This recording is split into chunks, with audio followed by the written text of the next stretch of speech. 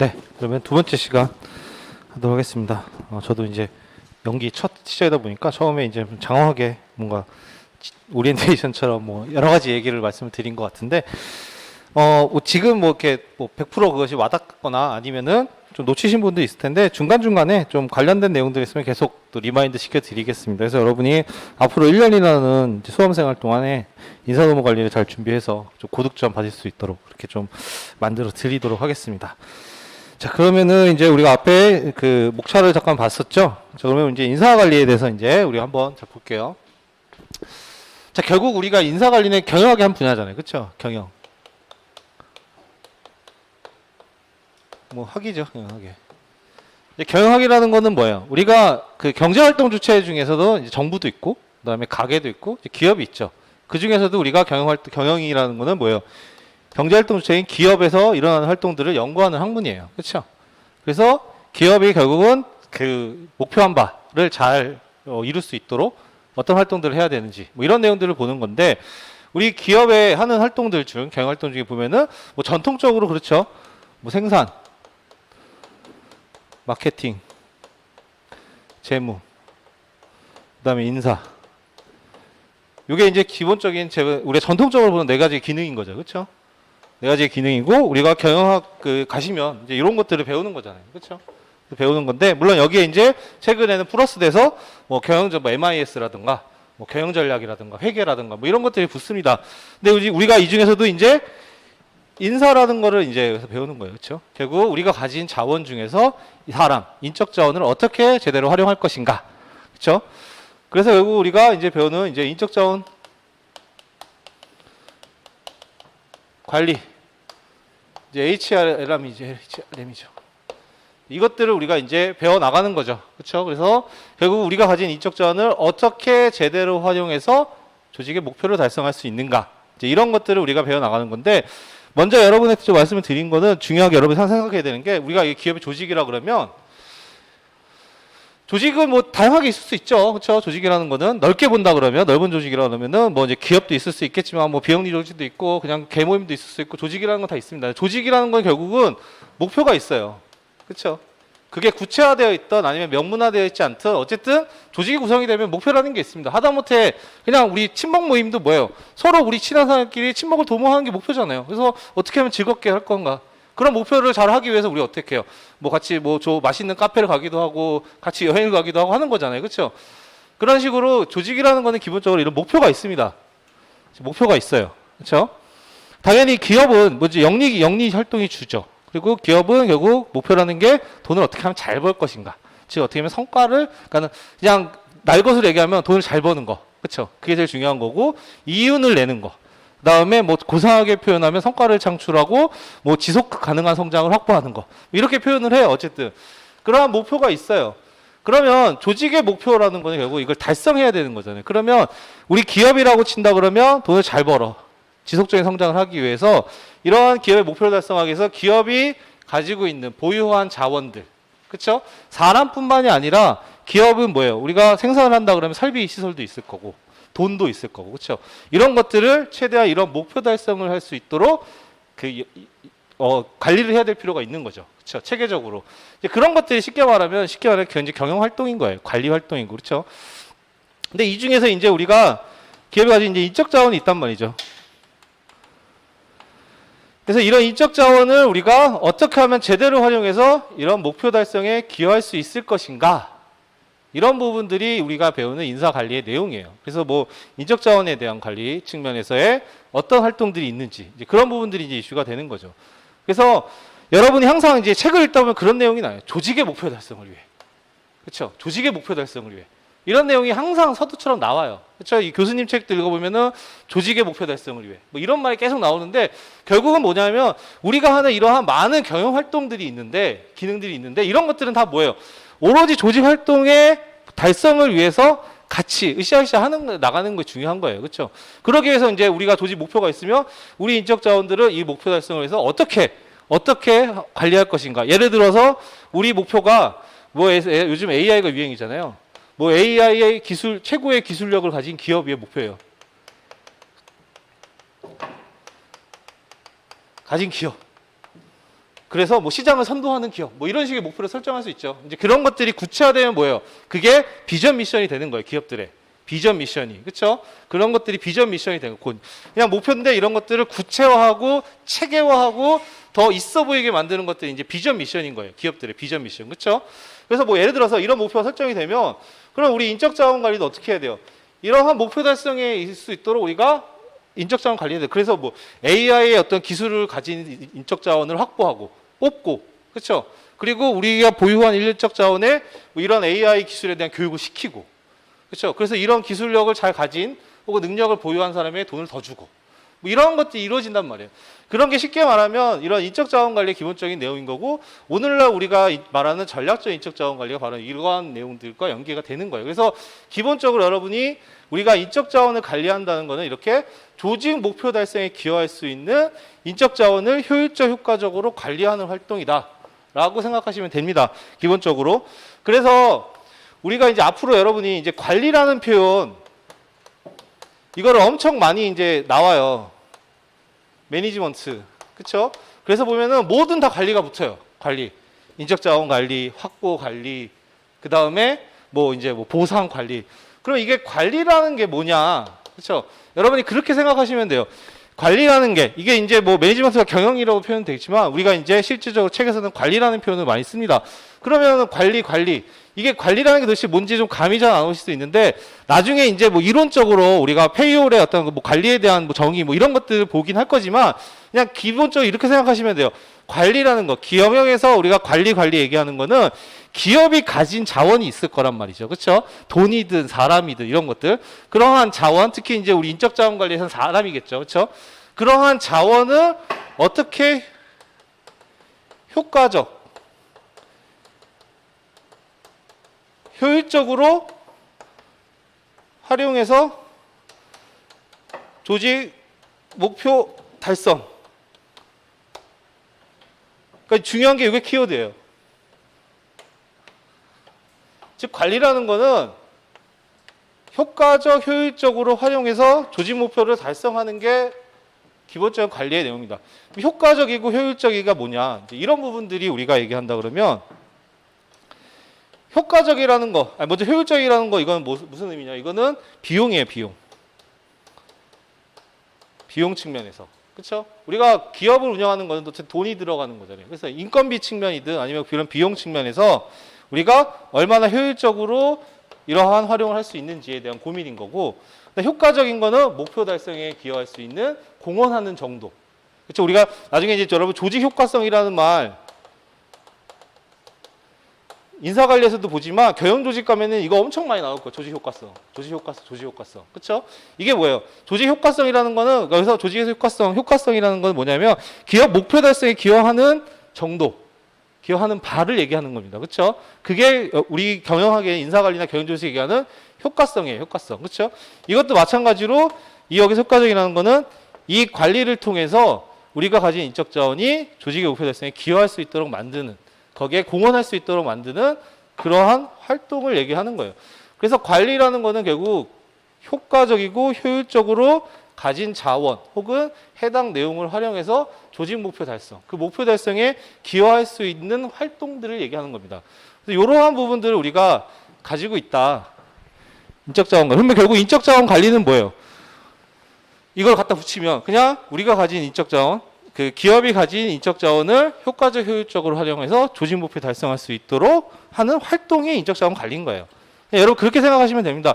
인적 자원 관리를 굉장히 다양하게 정의를 내릴 수가 있어요. 뭐 보시면 뭐 인적 자원 관리는 어떤 개념들만 있는데 결국 핵심적인 거 정리를 하면 여러분 효과적 효율적, 그렇죠? 요거 의미만 잘 기억해 두시면 돼요. 효과적 효율적으로 관리해서 조직 목표에 달성한다. 그러니까는 모든 관리에다가 어떤 내용에든 관리가 붙으면 그 의미는 그 해당하는 제도든 뭐 기법이든 그런 것들을 효과적 효율적으로 활용해서 조직 목표 달성에 기여하는 의미라고 보시면 돼요. 그래서 확보 관리는 뭐예요? 그럼 확보에 대한 제도, 기능들을 효과적 효율적으로 활용해서 우리가 조직 목표 달성 기여할 수 있도록 만드는 거고 계속 이런 의미라고 생각합니다. 그래서 관리라는 표현들은 여러분이 그러한 생각으로 조금 기억을 해두시면 수월합니다. 그렇죠? 그래서 사업 목적 이런 것들 달성할 수 있도록 우리가 해야 된다. 그런 의미에서 여러분이 이제 보시면 될 것 같고요. 그래서 관리라는 표현들에 대해서 여러분이 어렵게 생각하실 필요 없습니다. 그래서 효과적, 효율적이다. 결국 효율적이라는 건 비용 측면에서 얼마나 최소의 비용으로 그 많은 효과를 볼 수 있느냐. 이런 측면에서 우리가 관리가 필요한 거고, 효과적이라는 거는 해당 가진 자원이 우리 조직의 목표 달성에 기여할 수, 공헌할 수 있도록 연계하고 만들어가는 게 중요하다는 거예요. 그래서 그게 바로 우리가 계속 얘기하는 관리에 대한 내용들이에요. 그래서 관리는 이렇게 생각하시면 되는 거고, 그 다음에 이제 우리가 인적 자원에서 여러분이 배우는 이제 주요한 내용들이 있어요. 중요한 게 이제 말은 이제 인적 자원 관리지만 우리가 HRM에서 여러분이 우리 이 조직을 보게 되면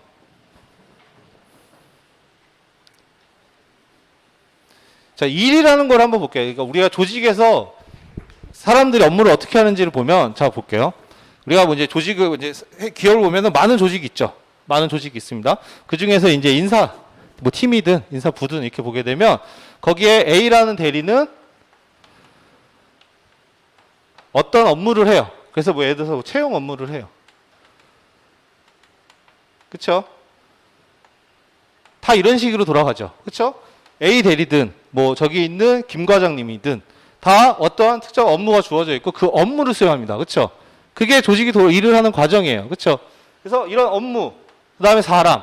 결국은 이 업무와 사람이 만나서 혹은 이 업무에 사람이 배치되고 혹은 이 사람에게 어떤 업무를 줌으로써 조직이 굴러가죠. 그렇죠? 그렇기 때문에 이 구조 자체가 기본적으로 HRM에서 우리가 연구하는 대상이라고 볼 수 있고 구성하는 인자라고 볼 수 있어요. 이따가 이제 학문적 책에서 보겠지만 그러면 이런 업무적인 거는 뭐냐? 바로 우리가 이걸 직무라고 부르는 거예요. 직무. 그렇죠? 조직에는 직무가 있습니다. 인사 업무, 재무 업무, 생산 업무, 그다음에 뭐 품질 업무 이런 식으로 그 업무들이 있는데 물론 업무랑 직무랑 완전 똑같지는 않아요. 근데 어쨌든 쉽게 이해한다 그러면 그런 일들이 있는 거죠. 그게 직무예요. 그렇죠? 이 직무에 사람을 안 치는 거죠. 그렇죠? 사람을 안 치는 거죠. 즉 인사와 직무, 인사 직무에 A 대리, 그렇죠? 혹은 뭐 예를 들어 재무 업무, 재무 직무에 뭐 김 대리 이런 식으로 사람을 안 쳐서 일이 돌아가요. 그렇죠? 그게 기본적인 거고 그래서 우리 HRM에서는 결국 직무와 사람에 대한 관리를 하는 게 우리 인사관리의 기본적인 시스템이에요. 그렇죠? 직무와 사람. 그래서 그 교과서에도 보면은 나중에 이제 우리의 구성인자 혹은 뭐 영향요인에서 직무와 사람이라는 것들을 나누어서 보게 됩니다. 그래서 이게 우리가 인사관리에서 보이게 된 기본적인 틀인 거고 자, 직무, 일이라는 거. 그러니까 뭐 우리가 뭐 인사 업무, 재무 업무, 생산 업무 이런 것들은 직무에 대한 부분들이 있는데 이러한 직무들을 우리가 어떻게 관리할 것인가가 바로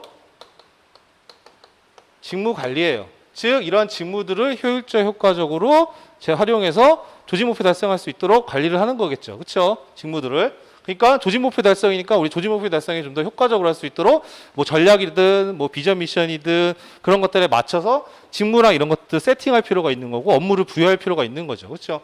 그게 바로 직무 관리예요. 이 직무에 대해서 우리가 하는 것들. 그 다음에 사람에 대해서도 이제 관리가 이루어지는 거죠. 사람을 어떻게 해요? 처음에 확보하죠. 그렇죠? 그 다음에 사람을 이제 개발해요. 즉 육성한다는 얘기죠. 우리가 사람을 뽑고 나서 그대로 두는 게 아니잖아요. 기업들 뭐예요? 다 교육도 시키고 그다음에 여러 가지 뭐 그 강의도 듣게 하고 뭐 이렇게 하는 것들이 뭐예요? 발전시키기 위한 거죠. 그렇죠? 그래야 이 사람들이 본인이 가진 지식이든 기술이든 개발이 돼야 보다 성과가 높을 수가 있잖아요. 효율성이 좋을 수 있어요. 개발한단 말이에요. 그렇죠? 그리고 개발을 가요. 그래서 개발. 그다음에 또 평가해요.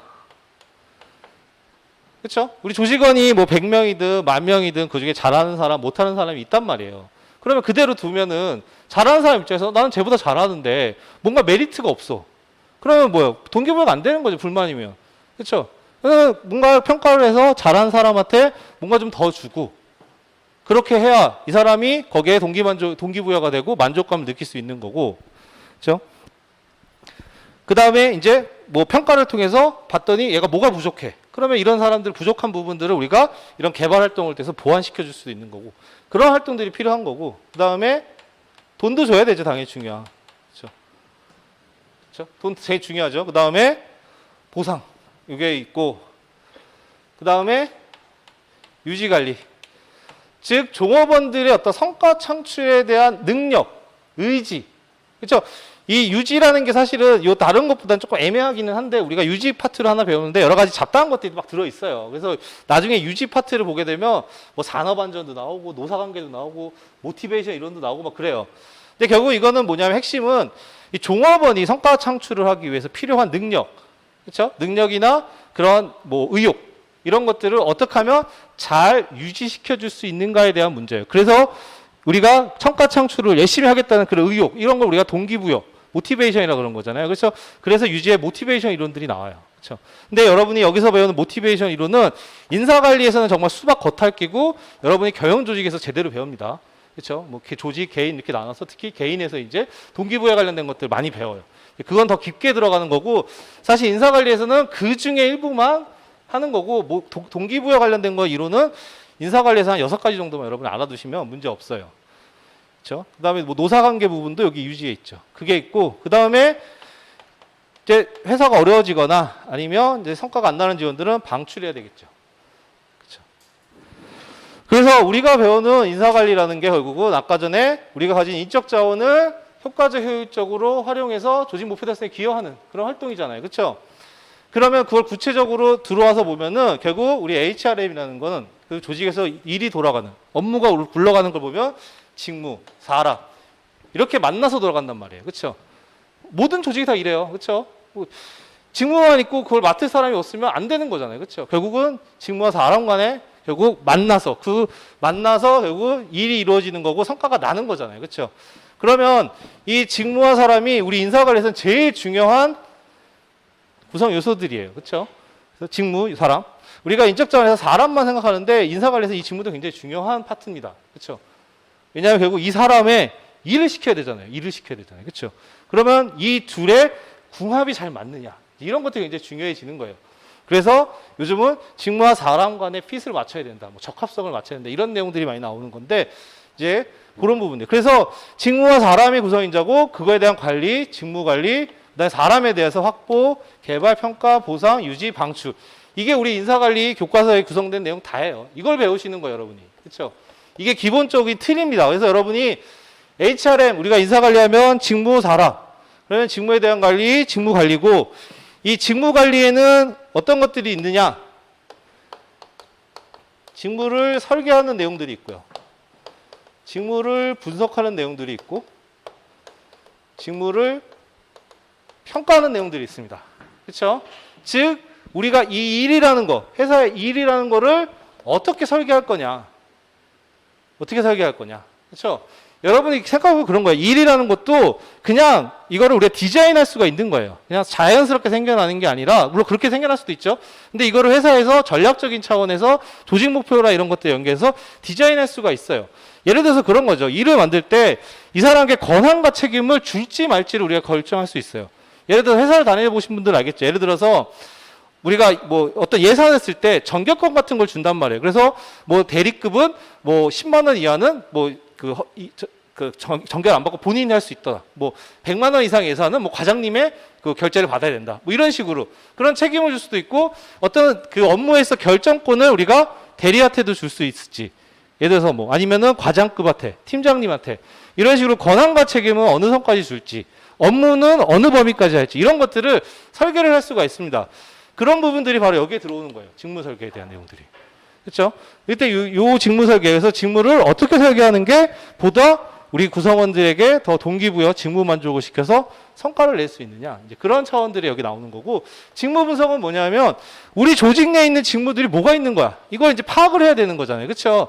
지금 일이라는 게 주먹구구식으로 막 이루어지는데 그럼 보자. 우리 회사에 어떤 직무들이 있고 그 직무가 하는 일이 뭔지 이런 것들을 체계적으로 정리를 해놔야 우리가 관리라는 걸 할 수 있는 거잖아요. 무슨 일이 있는지, 해당하는 업무가 뭘 하는지도 모르면 관리라는 걸 할 수가 없죠. 그렇죠? 그렇기 때문에 이런 분석, 이런 직무들의 분석.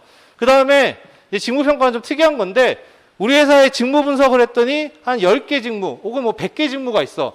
그러면 예를 들어서 100개 직무가 다 동같이 한 건 아닐 거잖아요. 그렇죠?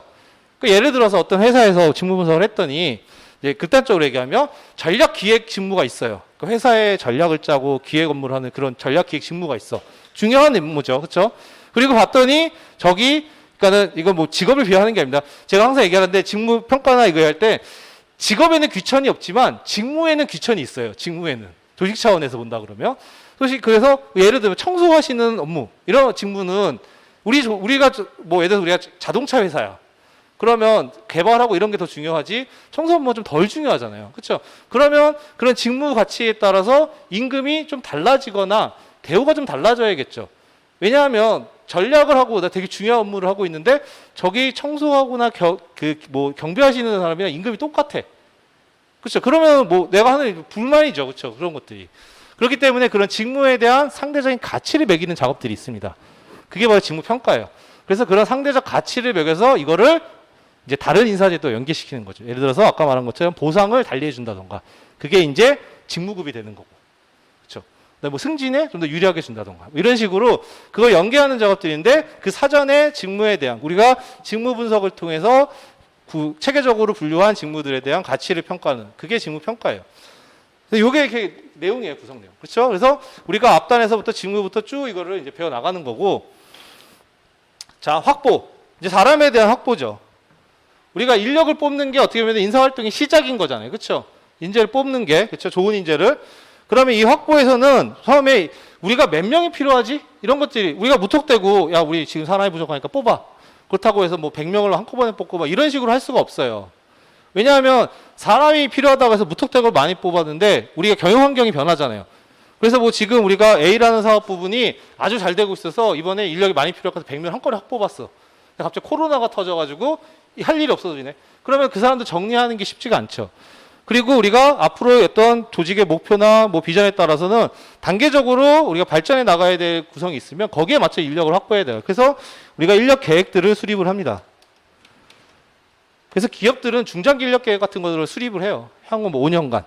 우리가 사업의 변화, 그 다음에 뭐 퇴사하는 인원들, 그 다음에 이런 것들을 봤을 때 몇 명의 인원을 채용하는 것들이 단계적으로 필요한지.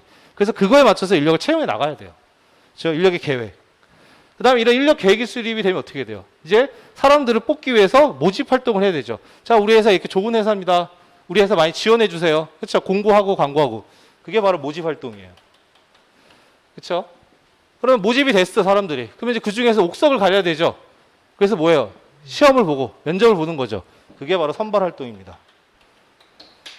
그렇죠? 이렇게 이루어지는 거예요. 그렇죠? 세부적으로 큰 틀에서 본다 그러면. 그 다음에 이제 우리가 이제 사람을 이제 확보했어요. 확보했어. 그래서 사람을 확보했으면 그냥 둘 수 없잖아요. 처음에 신입사원 뽑으면 뭘 알아요, 신입사원들이. 그렇죠? 뭐 비하는 건 아니지만 교육 시켜야 되잖아요. 그렇죠? 우리 회사에서 이제 연문하면 이런 거 해야 돼. 뭐 해서 뭐 이런 교육도 시키죠. 그래서 그런 걸 개발 활동이래요. 그래서 뭐 신입사원뿐만 아니라 뭐 관리자가 돼서도 또 리더십 교육도 시키고 교육이라는 걸 엄청 많이 시킵니다. 기업들이. 요즘은 이제 예산을 코로나 때문에 뭐 줄이기도 했지만 어쨌든 이런 개발 활동이라는 걸 해요. 여기에 보시면 그럼 개발을 하기 위해서 뭐 교육 훈련들을 시키는 거죠. 교육 받게 하고 뭐 이제 스킬 같은 거를 트레이닝 시키고 해서 교육 훈련이라는 것들을 시킵니다. 그렇죠? 그게 하나고 이런 활동들이 있겠죠. 그 다음에 경력 개발이라는 것들을 활동을 해요. 이건 뭐냐면 우리가 A라는 신입사원을 뽑았어. 그러면 얘를 우리가 뽑은 거는 얘를 이제 앞으로 어떻게 키울 것인가, 혹은 이 사람 입장에서는 내가 이 회사에서 어떻게 성장할 것인가, 이제 이러한 욕구들이 있단 말이에요. 그렇죠? 기업이 그냥 사람을 무턱대고 뽑는 게 아니에요. 얘를 뽑아서 우리 회사에 필요한 어떤 사람을 만들겠다, 이런 목적이 있어야 돼요. 그래서 얘를 뽑아서 얘가 이런 백그라운드도 있고 뭐 미국에서 뭐 이런 것도 공부했어. 얘도 마케팅을 공부하고 있기 때문에 얘를 키워서 마케팅 전문가를 우리가 키우겠어. 그래서 뽑았어. 그러면은 거기에 맞춰서 교육 훈련도 시키고 승진이나 아니면 전환 배치도 마케팅 업무 전반을 할 수 있도록 뭐 이런 것들을 해서 우리가 배치 전환을 해 나가야 되는 거잖아요. 그렇죠? 그리고 구성원 입장에서도 내가 이 회사에 들어와서 내가 하고 싶은 직무에 뽑으면 나는 여기서 마케팅 전문가로 성장할 거야. 이런 목표들이 있단 말이에요. 개인의 경영 욕구도 있고 조직의 경영 욕구. 그런 것들을 조합을 해서 이 사람이 앞으로 우리 회사에서 어떻게 성장해 나갈 건지 이런 길들을 만들어냅니다. 이걸 우리가 경력 경로라 그러는데 그런 것들, 그런 경력을 어떻게 개발할 것인가, 그거에 대한 문제가 바로 이 경력 개발의 이슈예요. 그렇죠? 그래서 이게 개발에 나옵니다. 그렇죠? 그 다음에 평가는 뭐예요? 이제 인사 평가죠. 결국은 기업은 뭐예요? 성과를 내는 조직이고 성과를 내야 되는 거고 성과를 낸다는 게 조직 성장할 수 있는 기반이 되는 거잖아요. 그러면 우리가 그런 조직 개인들, 즉 이 A라는 사람을 뭐 여기에서 인사는 모르겠죠. 뭐 예를 들어서 뭐 영업 직무에 맡겼어요. 그렇죠? 그러면 이 사람이 영업 직무를 맡으면서 이제 결과물을 내는 거죠. 그게 이제 성과로 나오는 거예요. 그게 성과예요. 그 결과물들이. 그러면은 이 사람이 이 직무를 잘해서 얼마나 성과가 나왔는지 이런 것들을 측정해야 되잖아요. 그렇죠? 그리고 얘는 어느 정도의 능력이 있는지 이런 것도 회사가 체크를 해야 되죠. 얘 봤더니 영업에 적합하지 않은 필요한 스킬들이 부족해. 역량이 없어. 그러면은 그 역량을 개발시켜 주든지 아니면은 그 역량이 없으니까 뭐 이 사람이 적합한 다른 직무로 배치 전환시키든지 이런 것들을 활동을 해야 되잖아요. 그렇죠? 그리고 성과를 잘 낸 애들 있으면 넌 잘했으니까 칭찬뿐만 아니라 뭐 승진도 시켜주고 돈도 더 주고 뭐 이런 것들을 해야 되죠. 그러기 위해서 하는 게 인사평가예요. 인사평가. 그렇죠? 여기 이제 평가는 이제 인사평가 얘기겠죠. 그 다음에 이제 보상. 보상. 이제 결국 제일 중요한 내용 중에 하나죠. 보상. 돈을 줘야 되는 거잖아요. 그렇죠? 일을 시켰으니까. 그러면 돈을 어떻게 줄 것인가? 이제 이거에 대한 부분들. 여기서 크게 보면은 보상에는 경제적인 보상, 비경제적인 보상이 있습니다. 나중에 보상 때 자세히 할 거예요. 총보상의 관점 이런 것들 얘기하면서. 우리가 흔히 이제 보통은 보상 얘기하면 경제적인 보상만 많이 생각하는데 그렇게 생각하시면 안 돼요. 앞으로 이제 여러분은 보상하면 보상에는 경제적인 보상뿐만 아니라 비경제적인 보상이 있다고 머릿속에 넣으셔야 됩니다. 앞으로는. 왜냐하면 오늘날에는 이런 보상을 총보상의 관점으로 생각을 많이 해요. 그래서 단순히 임금만이 아니라 임금 외의 것들 어떤 걸 줄 수 있는지에 대한 부분들을 되게 많이 고민을 하기 때문에 이것까지 항상 고민을 하셔야 되는데 이 경제적 보상의 가장 대표적인 게 뭐예요? 임금. 그렇죠? 임금이죠. 직접적으로 지급하는. 그 다음에 복리후생. 회사가 뭐 복지 포인트를 준다던가 아니면 콘도 이용권을 준다던가 하는 것들. 그래서 우리가 보상에서 배우는 게 뭐예요? 임금, 복리후생이죠.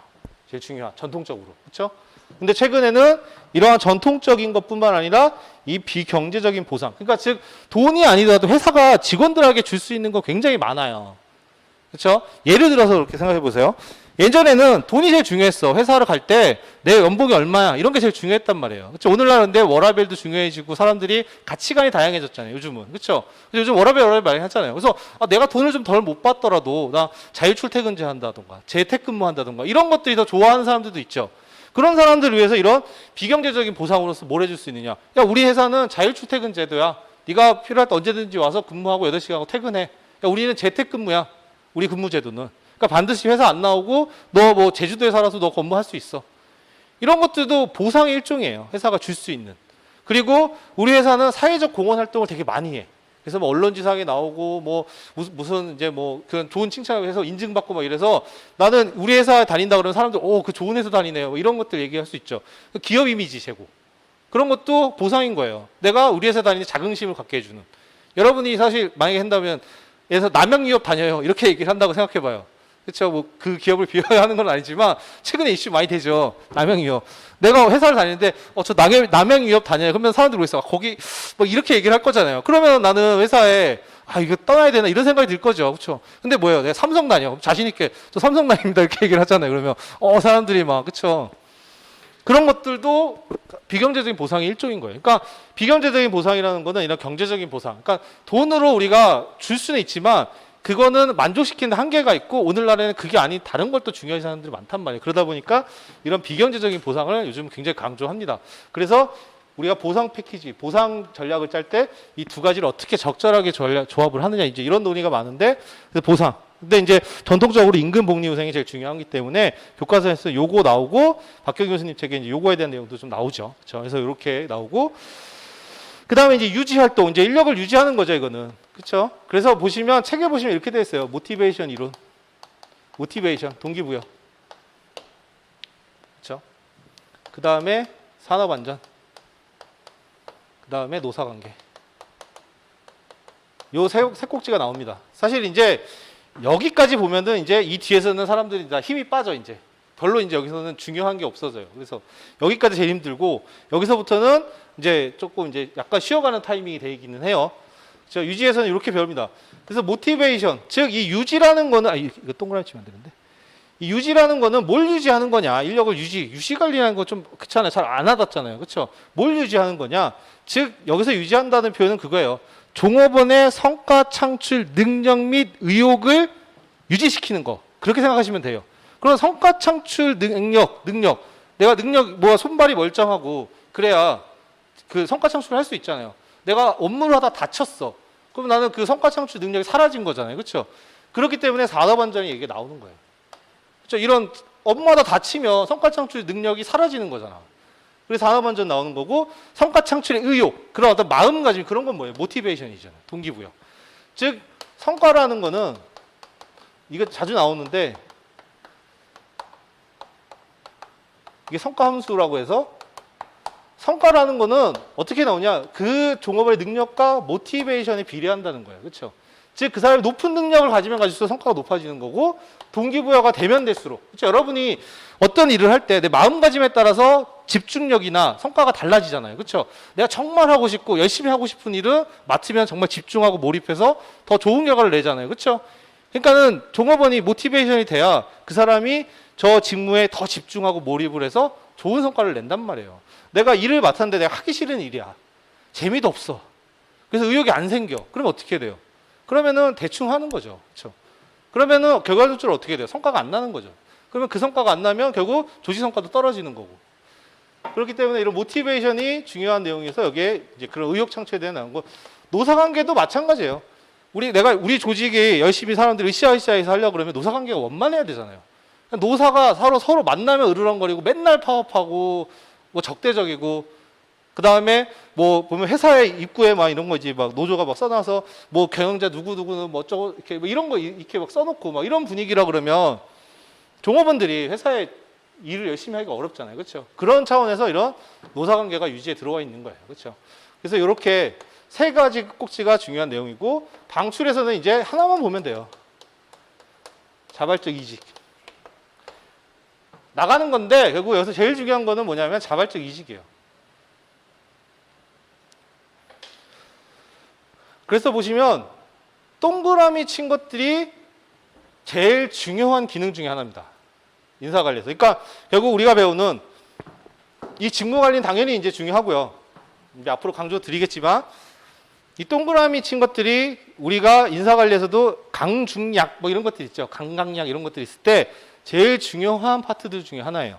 직무관리 제일 중요하고 시험에 굉장히 자주 나옵니다. 이건. 그렇죠? 직무관리는 뭐 설계 측면에 대한 내용들을 굉장히 많이 물어봐요. 특히 오늘날 이슈 여러분 이거 많이 들어봤죠? MZ세대. 그렇죠? 이게 세대론을 저도 그게 좋아하진 않는데 이게 뭐 엄청 막 이슈 나와요, 이거. 그래서 뭐 기업들이 MZ세대를 어떻게 해야 되느냐, 뭐 어떻게 성과 관리를 해야 되느냐 이런 문제. 그래서 이것도 사실 중요한 이제 뭐 테마 중에 하나고 출제 가능성이 높은 거예요. 그렇죠? 근데 이제 보면은 그 인사업무 관리 출제 경향을 이렇게 보면은 지금 막 한창 이슈가 되는 거를 그 당시에 안 내요. 그게 좀 지나면 내는 경향이 많아요. 여러분들 그걸 좀 잘 알아두셔야 되는 게 여러분이 작년에 뭐 나왔어요? 법정 근로시간 단축 나왔죠. 근데 그게 언제 더 이슈가 됐었어요? 그게 한 2년 전 이제 그때 1, 2년 전에 한참 이슈가 됐었잖아요. 그래서 법정 근로시간 단축 관련해서 기업들이 관심도 엄청 많았고 뭐 여러 가지 뭐 어떤 개선이나 이제 뭐 대응 방안 마련에 분주했습니다. 근데 그렇게 한창 이슈될 때는 안 나오다가 그게 작년에 나왔어요. 좀 지난 다음에. 그 다음에 사실 올해 이제 시험 문제 중에 3번 같은 경우 직장 내 괴롭힘이잖아요. 그 사실 제가 봤을 때 교수님들이 선을 넘은 것 같긴 한데, 근데 그 문제도 사실은 한창 직장 내 괴롭힘이 한 2년 전에 법 통과됐을 때 그때 엄청 이슈가 됐었어요. 근데 좀 지나서 문제를 내더라고요. 그렇죠?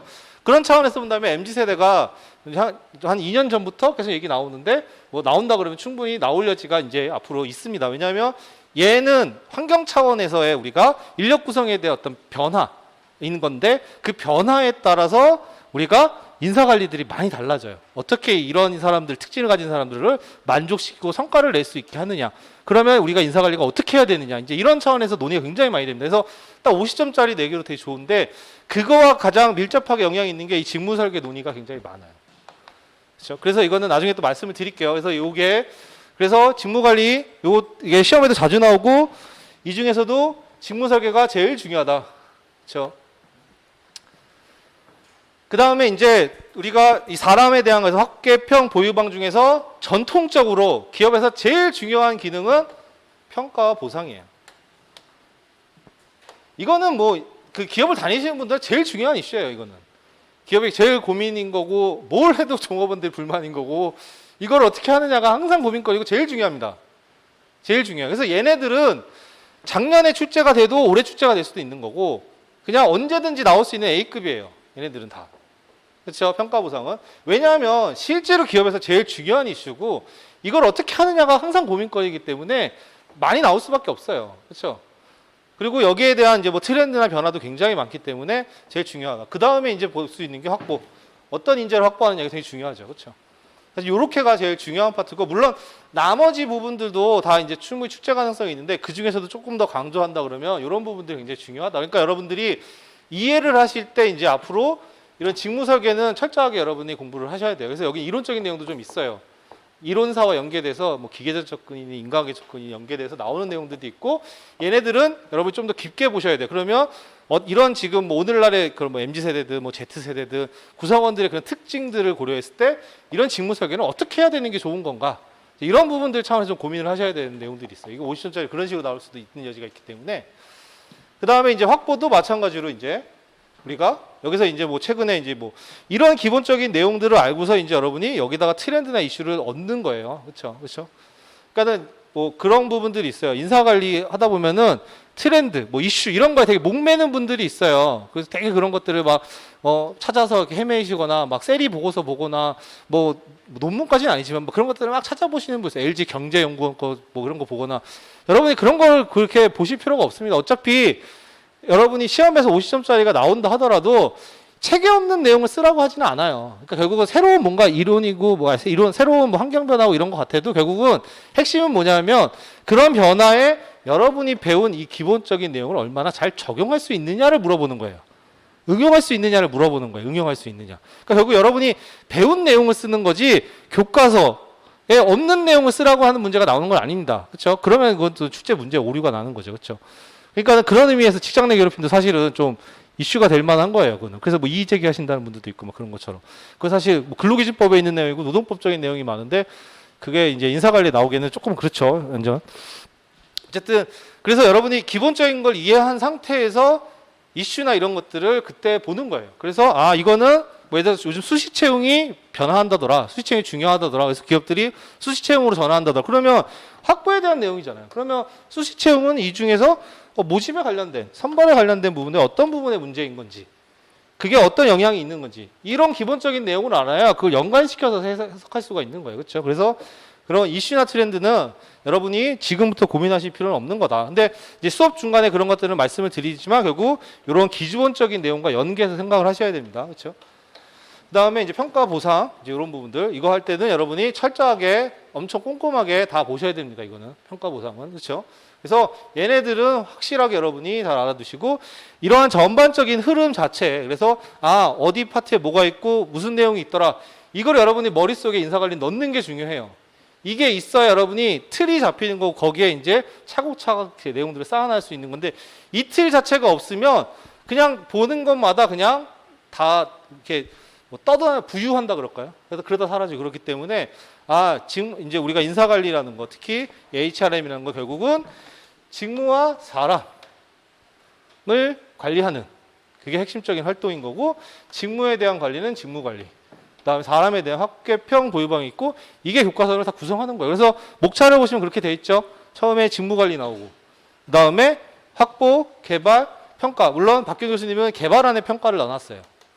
개발안에 평가를 넣어놨어요. 그렇죠? 그 다음에 보상, 유지, 방출 이렇게 돼 있는데 원래 우리가 학계평 보유방 많이 하죠. 그렇죠? 학계평 보유방에서 이거를 개별적으로 이렇게 분리해서 보는데 박경 교수님 목차 보시면 어떻게 돼 있냐면 잘렸나요? 이거 안 돼 있네. 목차가 이거가 네 이거 안 됐네. 혹시 책 가지고 있는 분은 보시면은 그렇게 돼 있어요. 평가가 따로 없고 개발안에 교육훈련 경력개발 전에 평가관리가 여기 있어요. 그렇죠? 그 왜 그렇게 들어가 있을까? 왜 그렇게 들어가 있을까? 여러분이 그런 생각을 하실 줄 알아야 돼요. 평가가.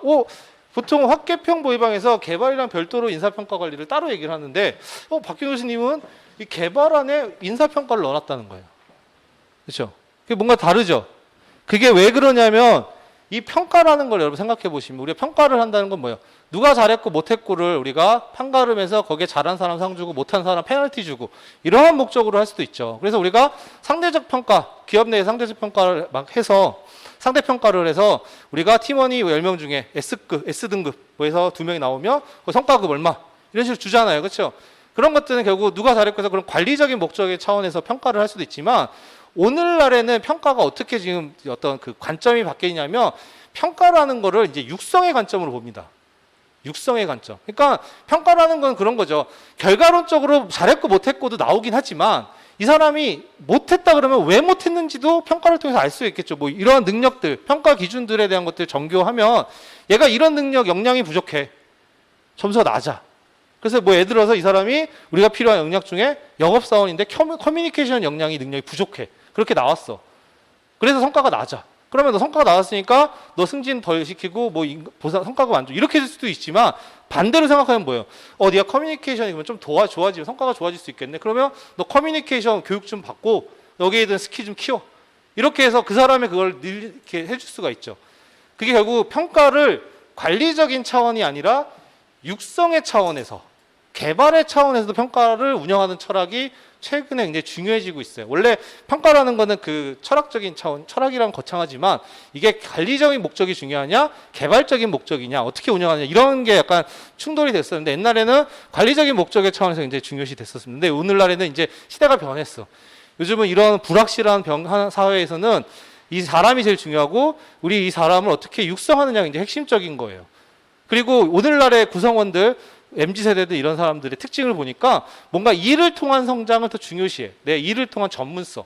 그러니까 왜냐하면 요즘은 이제 평생 직장이 아니라 평생 직업의 세계잖아요. 내가 계속 이 해당 업무의 전문성을 쌓아서 일을 할 수 있느냐. 그러니까 내가 회사에 들어갔을 때 비전이 없다고 생각하면 나가버리고 그러는 거잖아요. 그렇죠? 돈보다. 그러니까 내가 여기서 얼마나 성장하고 이런 것도 중요하단 말이에요. 그러면 회사에서도 거기에 맞춰서 평가해가지고, 야, 너 S등급이네, 뭐 백장, 너 이번에 B등급이네, 이렇게 끝이 아니라, 네가 뭘 부족하니까, 야, 이런 부분들은 네가 평가를 해보니까, 야, 이런 A 등급, B 등급이 좀 부족한 것 같아. 그러니까 이걸 좀 개발시키고 코칭해주고, 그래서 능력을 개발시키고, 그러면 그 사람이 그런 능력이 개발돼 성과가 좋아지겠죠. 그래서 그런 차원에서의 인사평가제도를 운영하는 철학이 지금 굉장히 강조되고 있어요. 그래서 우리나라도 지금 상대평가에서 절대평가로 넘어가는 추세예요. 그렇죠? 그러니까 이게 나중에 평가에서 보면 상대평가, 절대평가는 그 바라보는 관점 자체가 다른데, 절대평가는 기본적으로 육성의 관점의 평가입니다. 그래서 미국 같은 경우에는 이미 이제 절대평가로 다 넘어왔고요. 그래서 그게 영향을 받아서 우리나라도 이제 상대평가, 절대평가로 넘어간단 말이에요. 그렇죠? 그래서 개발 안에 교수님이 평가를 넣어놓은 거는, 교수님은 인사평가를 육성의 목적, 이런 개발의 목적으로 더 중요시 생각하는구나, 우리가 알 수가 있는 거죠. 그런 차원에 여러분이 한번 생각해 볼 수가 있는 거예요. 그래서 이 평가에서 절대평가는 중요한 출제 가능성이 높은 것 중에 하나예요. 왜냐하면 지금 가장 이슈가 되는 내용 중에 하나고, 평가가 원래도 중요한데 지금 우리나라가 딱 지금 왔어요. 상대평가, 절대평가로 넘어가는 시기고, 기업들이 이거를 많이 고민하고 실제로 시도하고 지금 적용하고 있는 시기이기 때문에, 이 평가에서 절대평가는 언제 문제가 나오더라도 이상하지 않은 주제입니다. 그렇기 때문에 여러분이 그렇게, 그래서 교수님 책에 왜 개발 안에 인사평가가 있느냐, 학계평보위방 아니에요? 왜 여기 들어와 있어요? 이렇게 얘기하시는 게 아니라 그게 왜 들어있는지 여러분이 이해를 하셔야 되는 겁니다. 그러면 평가라는 것 자체를 이해할 때 단순히 사람의 뭐 태도나 능력을 우리가 뭐 서열을 매기는 이런 게 아니라, 평가라는 것들, 육성의 목적, 개발의 목적으로 사용할 수도 있고, 이거를 우리가 종업원들이 만약에 성장 욕구가 강하다 이러면 어떻게 얘기할 수 있겠어요? 우리가 뭐 예를 들어서 그런 문제가 나올 수 있죠. 종업원의 특징들이 뭐 성장 욕구가 강하고 일을 통한 성장을 추구하고 뭐 전문성 쌓기를 원하는 종업원들이 우리 구성원들의 뭐 많다. 그러면 거기에 적합한 인적 자원 관리를 어떻게 해야 되느냐? 인사평가 쪽에서는 그러면 그런 종업원들에게 평가 방식을 상대평가보다 절대평가를 해야 된다. 이렇게 얘기를 할 수가 있는 거죠. 그렇죠? 그래야 평가를 통해서 육성을 더 강조할 수 있는 거고. 그러니까 여러분이 그런 식의 내용들 이해를 하셔야 이렇게 실용이나 적용이 가능한 거예요. 50점짜리 쓸 수가 있는 겁니다. 그런 내용이고, 그렇죠? 그다음에 그게 좀 이제 교수님 책에 특이한 건데, 그래서 여러분이 그거를 이해하시면 되는 거예요. 그렇죠? 자, 이제 전체적인 틀을 한번 설명드렸죠. 그래서 이게 이제 우리 앞으로 이제 GS 연기 동안 다 배워 나가야 할 내용들이에요. 그래서 이 안에 세부적으로 뭐 어떤 기법이 있고 어떤 제도가 있고 이제 이런 것들을 이제 하나하나씩 뜯어보는 것들입니다. 그렇죠? 세부적으로. 그러나 그러한 미시적인 거, 그러니까 여러분이 중요한 게 나무냐 숲이냐 이제 우리가 이런 얘기를 많이 하는데 이 인사관리는 처음에 나무를 너무 보시면 안 돼요. 막 기법들이 막 나와. 다 외워야 될 것 같아. 그래서 뭐 교육훈련 기법에 뭐 관리층 훈련에 뭐 역할 연기법이 있고 뭐가 있고 그러한 세부적인 기법들은 나무예요, 나무. 그렇죠? 근데 지금은 나무를 보는 게 아니라 숲을 보는 거예요. 그런 교육훈련 기법이 내용들이 개발, 그러니까 사람에 대한 관리심의 개발에 이런 교육훈련의 하나의 훈련 기법으로 수 있다. 그렇죠? 그러면 그게 통해서 뭐예요? 이런 개발 훈련 종업원의 능력이나 그런 역량들을 육성시키는 거잖아요. 그래서 성과를 더 창출하는 거고. 여러분이 그런 차원에서 여러분이 계속 이해를 하시고 어떤 주제가 어디에 있는지를 주소를 잘 찾을 수 있어야 돼. 그래야 나중에 여러분이 답안을 쓸 때도 이거를 좀 더 풍부하게 쓸 수가 있는 거예요. 그러니까 어떤 주제가 MBO가 딱 나왔어. MBO에 대한 평가 기법 중에 MBO. 그럼 MBO로 그냥 MBO의 개념 이렇게 들어갈 수도 있지만 앞단에서 평가에 대한 내용들부터 끌고 들어와서 MBO를 연결시킬 수가 있어요. 인사평가는 이러한 내용인 건데 뭐 평가의 제도에 대한 뭐 이제 그런부터 해서 그 중에 하나가 이제 MBO다. 그래서 MBO에 대한 설명하고 그렇죠? 좀 더 풍부하게 쓸 수 있는 거예요. 그다음 결론에서는 최근에 이런 인사평가 제도가 뭐 이제 그런 관리적인 목적에서 육성의 목적으로 변화하고 있다. 그래서 앞으로 MBO도 단순히 그 사람의 결과치를 중요시할 게 아니라 그 과정에서 부족한 점을 육성할 수 있도록 피드백 주고 코칭하는 게 중요하다. 이런 내용들을 결론에 쓸 수 있는 거예요, 여러분. 그렇죠? 그렇게 쓴 사람이랑 그냥 MBO 물어봤을 때 MBO의 개념, 내용, 목표 설정의 원칙 끝. 그렇게 쓴 답안이랑 점수 차이가 날 수밖에 없는 겁니다. 그게 바로 암기했느냐, 이해했느냐의 차이에서 차이가 나는 거예요. 그렇죠? 여러분이 그렇게 접근을 하시는 게 인사관리에서는 바람직하다. 자, 이제 그래서 그러니까 계속 여러분이 이거를 계속 여러분 머릿속에 있어야 됩니다. 그래서 여러분이 이거 그리라 그러면 쓰라 그러면 다 쓸 수 있어야 돼. 그래서 복습용 목차를 나눠드린 게 바로 그것 때문에 그런 거예요. 그냥 이렇게만 읽으면 이제 여러분이 자꾸만 나무만 보게 돼. 나무만 보게 돼. 그렇죠? 그러면 안 돼요. 지금은. 자, 그러면 이제 우리 전체적인 것까지 봤으니까 이제 책을 좀 볼게요. 그래서 뭐 이거를 볼까요? 자, 처음에 이제 인사관리의 중요성이 나오죠. 당연히 우리가 배우는 게 인사관리니까 인사관리가 중요하다. 이 말을 해야 되는 거죠. 그래서 이건 읽어보시면 됩니다. 읽어보시면 돼요. 그렇죠? 읽어보시면 되고 쭉 그냥 이거는 인사관리가 중요하다. 의미 있는 거는 이제 거기 이제 다음 페이지 넘어가시면 나와요. 그러니까 인사관리가 왜 중요한지 이제 뭐 여러 가지로 내용을 하는데 결국은 그 여러 사람의 말을 좀 인용하는데 그 중에 이제 사이먼의 얘기가 있죠. 사이먼 그래서 보시면 기업의 경영 활동은 의사결정의 연속이다. 그렇죠? 기업의 경영 활동은 의사결정의 연속이 당연히 그럴 수밖에 없습니다. 뭔가 결정할 일이 참 많아요. 경영진이 해야 되는 일은 결정에 대한 부분들, 의사결정이죠. 이 상황에서 지금 우리가 어떠한 뭐 선택을 할 것인가 이게 제일 중요한 건데 그런 의사결정 연속인데 그 의사결정의 질이 굉장히 중요하겠죠. 그러니까는 지금 우리 기업이 처한 환경 지금 가진 자원 이 속에서 최선의 의사결정을 하는 게 굉장히 중요한데 그 의사결정을 누가 해요? 사람이 하죠. 그렇죠? 그러니까 그런 사람, 인적 자원이 중요하다. 이제 그렇게 얘기를 하는 거예요. 그렇죠? 그래서 뭐 이제 그 결국은 핵심적인 내용은 거기서 보시면 밑에서 하나, 둘, 세 번째 보시면 오늘날 기업의 경쟁력을 판가름한 요소로서 가장 중요한 자원은 기업이 보유하고 있는 인적 자원이다. 그렇죠? 그래서 이런 거는 여러분이 그냥 쭉 그 사이먼부터 시작해서 쭉 내용에 하나 표시를 해 놓으시고 이런 거는 이제 나중에 언제 때 쓸 수 있냐면 우리가 이제 답안했을 때 앞단에서 서론이나 이런 거 풀어나갈 때 인적 자원에 대한 중요성을 좀 설명하고 싶어. 그러면 이제 이런 내용들을 우리가 활용할 수가 있는 거예요. 그래서 사이먼은 의사결정의 연속이며 의사결정의 질이 굉장히 중요하다고 했는데 그러나 의사결정 주체가 바로 인적 자원이기 때문에 기업의 인적 자원은 기업이 제일 중요한 경쟁력 요소다. 뭐 이렇게 얘기를 할 수 있는 거예요. 그렇죠? 이 정도로 그냥 여러분이 이건 보시면 돼요. 이걸 뭐 깊게 생각하실 필요는 없는 겁니다. 그렇죠? 그러고 내용인 거고 그게 결국 인사관리는 결국 우리가 여러분은 이제 항상 그런 마인드로 보셔야 돼요. 이 기업 경영에서 인사관리는 제일 중요하다. 그러니까 답안에 자신 있게 이렇게 쓰셔도 됩니다. 그러니까 막, 이게 또 다른 것도 중요한데 이렇게 생각하실 필요 없고 그냥 자신있게 인사관리, 기업이 살아남기 위해서, 기업이 성공하기 위해서 인적자원 관리가 제일 중요하다. 인적자원이 제일 중요하다. 이렇게. 왜냐하면 여러분 답안에 채점해 주시는 분 누구예요? 다 인사조직 교수님들이에요. 그렇게 쓰셔도 다, 그렇지. 이러면서 이렇게 하시기 때문에 그런 거는 이렇게 항상 쓰셔도 됩니다. 그래야 이제, 이렇게 이야기도 풀어나갈 수 있는 거죠. 그렇죠. 그래서 그런 내용인 거고, 앞단에서는 사실 다 이제 서론적인 측면이에요. 그래서 보시면, 그 다음에 이제 경영학과 인사관리 나오죠. 즉, 경영학이란 뭐냐. 즉, 경제활동 주체 중에 기업을 연계하는 학문이다. 이거 정도만 여러분이 아시면 좋을 것 같아요. 그렇죠? 그리고 나서 이제 보시면 그 5페이지 넘어가시면 거기서 쭉 그냥 읽어보세요. 그리고 앞단에서는 그냥 한번 쭉 여러분 내용들 기본적인 거 보면 되는 겁니다.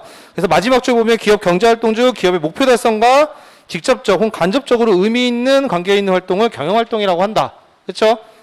이게 경영활동인데 여기도 내용이 나와요. 기업의 목표 달성. 목표 달성. 계속 주구장창 나옵니다. 기업의 목표 달성. 조직의 목표 달성. 그거는 여러분이 아주 인이 박히도록 쓰셔도 됩니다. 그렇죠? 앞으로 그런 표현들 자주 나와요. 그러니까 경영활동에 대한 내용들 그래서 쭉 나오고 그러한 경영활동 중에 하나가 바로 우리 인사활동이에요. 그렇죠? 아까 전에 우리가 경영에 대한 기본적인 기능 중에 생산, 재무, 그렇죠? 마케팅, 인사 이 중에서 우리가 하나의 인사 그런 기능이고 그 다음에 우리가 이제 밸류 체인이라고 해서 가치사슬 분석 얘기가 잠깐 나와요. 이제 거기에 보시면 이제 박경 교수님 책 위에 보시면 이제 그림 1-2라고 돼서 기업 경영 활동의 분류라고 되어 있잖아요. 그렇죠? 거기 분류해서 이게 이렇게 그림이 이렇게 되어 있는데 이게 이제 가치 사슬 분석에 따라서 봤을 때 우리 인사가 어느 파트에 있는지를 보여주는 거예요.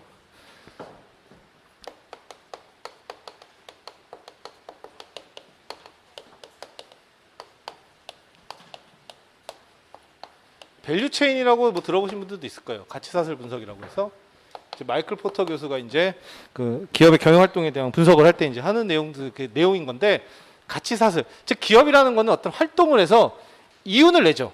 이윤을 내요. 그래서 제품을 만들든 우리 회사가 휴대폰을 만드는 회사요. 제조의 회사요. 그래서 휴대폰을 만들어서 돈을 버는 거죠.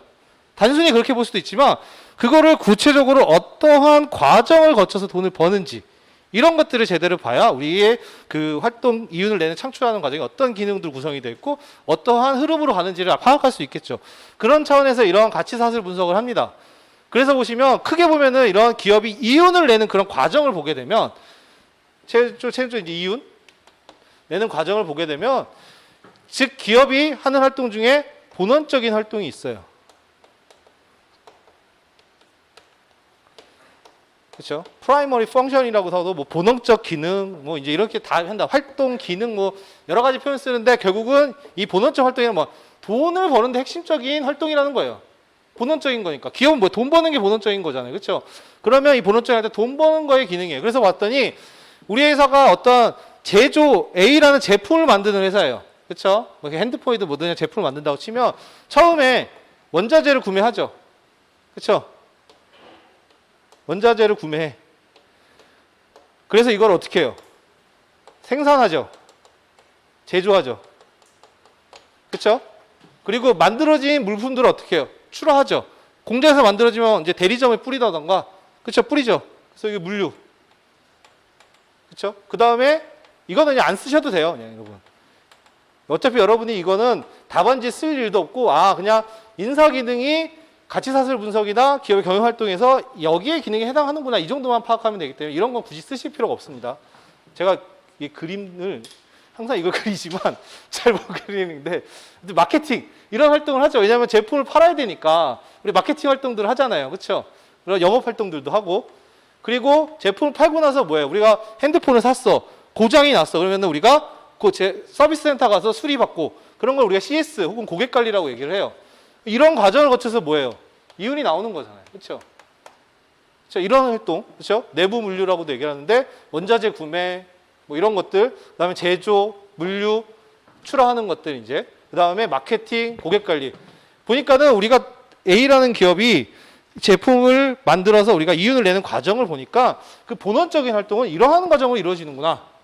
그렇죠? 이렇게 이제 알 수가 있는 거예요. 그래서 근데 봤더니 이제 이러한 본원적인 활동을 지원해주는 활동들도 있는 거예요. 기업에 지원적인 기능. 그렇죠? 그게 뭐냐면 이제 이런 거예요. 쭉 보면은 뭐 재무, R&D, 그렇죠? 기술 개발, 그렇죠? 거기에 재무 말고 또 인사도 있죠. 그다음에 뭐 법률도 있고 뭐 이런 것들. 이런 거는 돈을 버는 활동은 아니잖아요, 그렇죠? 인사해서 여러분이 돈을 벌어요? 인사 관리해서? 아니잖아요, 그렇죠? 그러니까 얘네들은 다 뭐예요? 돈을 버는 데는 직접적으로 관여하는 건 아니지만 이러한 본원적인 활동들이 하는 데 있어 서포팅을 해준다는 거예요. 지원적인 기능을 해준다는 거예요. 예를 들어서 인사라고 본다 그러면 인사라는 거, 자 원자재 구매에 필요한 그런 직원들 뽑아서 배치시켜 주는 거고, 그렇죠? 그리고 보다 원자재 구매를 구입처랑 협상을 잘해서 협상 교육도 시켜 주는 거고, 그 다음에 제조 생산에 필요한 인원들 뽑아 주는 거고 배치시켜 주는 거고, 이런 식으로 그 각 과정에서 우리가 지원을 해주는 게 인사 기능이에요, 그렇죠? 재무도 마찬가지고 R&D도 마찬가지고 뭐 법률 뭐 이런 것들 돈을 버는 활동에는 관계는 없지만 이러한 본원적인 돈을 버는 활동에 지원을 해주는 거, 이게 바로 지원적인 활동, 지원적인 기능이다. 그러면 이런 분석에 따르면 인사는 대표적 지원적인 기능의 하나에 해당하는 거죠. 그로써 이제 우리가 인사 기능을 얘기할 수 있다. 그렇죠? 그게 그래서 거기 내용이에요. 그게 보시면 그림 1-2가 결국은 주기능, 돈을 버는 본원적인 활동인 거죠. 그게 구매 활동, 생산 활동, 판매 활동. 이걸 뭐 묶으면은 그렇게 할 수 있죠. 뭐 구매, 그다음에 생산, 판매 이런 것들이 다, 그렇죠? 그런 활동들을 지원해 주는 기능이 바로 인사 기능, 인사 관리다. 결국 그 얘기입니다. 그렇죠? 그 얘기. 그래서 이거는 여러분이 뭐 외우실 필요도 없는 거고 그냥 이해만 하시면 됩니다. 아, 인사라는 거는 우리가 경영의 하나의 기능이자 우리의 경영 활동에 혹은 이런 가치사슬 분석에 따르면 기업의 지원적 기능 중에 하나구나. 지원적 기능으로서 본원적 활동이 잘 이루어질 수 있도록 서포팅 해주는 게 핵심적인 일이라는 거죠. 그렇죠? 네. 그냥 그 정도만 여러분이 생각하시면 됩니다. 그 정도. 그렇죠? 그래서 요 앞에를 보실 때는 이제 그거 내용만, 그래서 그런 내용이구나 하고 넘어가시면 되는 거예요. 그렇죠? 나중에. 그 다음에 이제 7페이지 넘어가시면 이제 관리라는 거에 대한 기본적인 내용들이 나와요. 그렇죠? 그래서 요거는 우리 조금 쉬고 하겠습니다. 10분 정도 쉬고.